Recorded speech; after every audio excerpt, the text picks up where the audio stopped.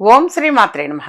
ఇప్పుడు తెలియజేసే అంశము వైకుంఠ ఏకాదశి రోజు అంటే ఈ ముక్కోటి ఏకాదశి నాడు అన్నం తినకూడదు అంటారు. అంటే బియ్యంతో మనం అన్నం అంటే మరి బియ్యంతో వండుతాం. ఆ పదార్థం అన్నం తినకూడదు అంటారు. అలాగే బియ్యంతో చేసినటువంటిది ఏదైనా అంటే ఆ బియ్యం నాడించి ఆ వరిపిండి అంటాం, అది కావచ్చు, పిండితో చేసేటువంటిది కావచ్చు, లేదా దోశలు కావచ్చు, బియ్యపు రవ్వ కావచ్చు, బియ్యంతో మనం ప్రిపేర్ చేసేటువంటి ఏ పదార్థం కూడా తినకూడదు అని చెప్పేసి చెప్తారు. దానికి కూడా ఒక చిన్న కథ ఉంది అందుకోసం అవి పెద్దవాళ్ళు తినద్దు అని చెప్పేవాళ్ళు యథార్థంగా. అలా తినకుండా ఉండి రాత్రిపూట కూడా పళ్ళు తింటారు. రాత్రిపూట పళ్ళు తిని మరుసటి రోజు ఉదయము ద్వాదశి తిథి నాడు చక్కగా ఫ్రెష్ అప్ అయిన తర్వాత మహానైవేద్యం అని అంటాం. అంటే అంతా భోజనం వంట అంతా ప్రిపేర్ అయిన తర్వాత అది నైవేద్యం పెట్టి మీ వీలైతే ఒక బ్రాహ్మణుడికి పిలిచి భోజనం పెట్టి వీళ్ళు తింటారు. ఆ రోజు ద్వాదశి తిథి నాడు తింటారు. అది పద్ధతి. సరే, ఆ రోజు వైకుంఠ ఏకాదశి నాడు మరి బియ్యం తినకూడదు. అంటే బియ్యంతో వండినటువంటి ఏ పదార్థం కూడా తినకూడదు అని అంటారు. పద్మపురాణం ప్రకారం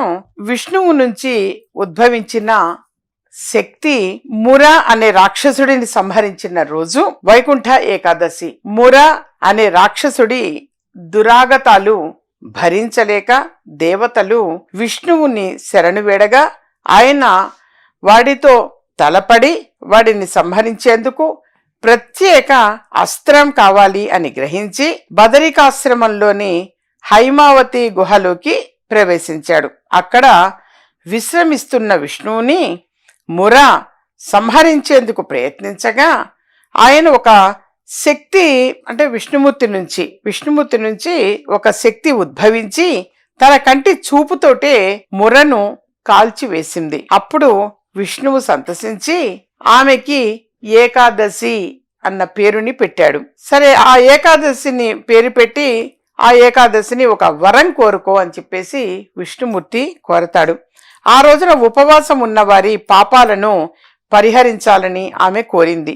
ధనుర్మాస శుక్ల ఏకాదశి రోజున ఉపవాసం ఉన్నవారికి వైకుంఠ ప్రాప్తి కలుగుతుంది అని విష్ణువు వరమిచ్చాడు. వైకుంఠ ఏకాదశి రోజు ముర అనే ఆ రాక్షసుడు బియ్యంలో దాక్కున్నాడని, అందుకే బియ్యంతో చేసినటువంటి ఏ పదార్థం కూడా తినకుండా ఉండాలి అని అంటారు.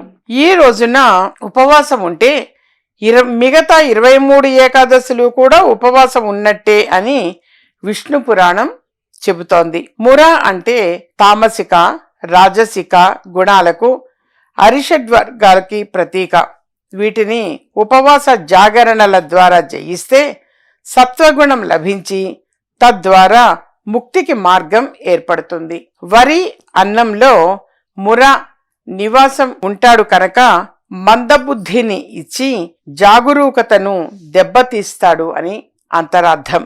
ఏకాదశి నాడు ఉపవాసము అనేటువంటిది అందుకోసం అని చెప్పేసి అప్పటి నుంచి ఏకాదశి ఉపవాసం అనేది ఉండి రాత్రిపూట కూడా పళ్ళు మాత్రమే తిని మరుసటి రోజు ఉదయము చక్కగా వంట అనేటువంటిది చేసుకొని అది భగవంతుడికి నైవేద్యం పెట్టి మహానైవేద్యం అంటాం, నైవేద్యం పెట్టి అతిథులు వీడు పిలిచి ఉంటే అతిథికి భోజనం పెట్టి వీడు భోంచేస్తారు. ఆడ బంధువుల్ని కావచ్చు, ఒక బ్రాహ్మణుని కావచ్చు, ఎవరినైనా పిలిచి భోజనం పెట్టి వీడు కూడా ఇంట్లో కుటుంబ సభ్యులు కూడా భోజనం చేయటం అనేటువంటిది జరుగుతుంది. ఈ విధంగా సంవత్సరానికి ఒకసారి తప్పనిసరిగా ఈ వైకుంఠ ఏకాదశి నాడు మాత్రం గుర్తు పెట్టుకొని ఈ విధంగా ఆచరిస్తూ ఉన్నారు. యథార్థంగా ఎక్కువ మంది ఫాలో అవుతున్నారు. ఉట్టప్పుడు ఈ ధనుర్మాసం మొత్తం మీద గుడికి పొద్దున్నే స్వామివారి దర్శనం చేసుకోవడం అనేది కుదిరినా కుదరకపోయినా కనీసం ముక్కోటి ఏకాదశి నాడు మాత్రం వీలైనంత వరకు కూడా వెళ్ళి దర్శనం చేసుకుని వస్తూ ఉంటారు ఎక్కువ మంది కూడా. అది యథార్థంగా ఇది ఒక చాలా మందికి కూడా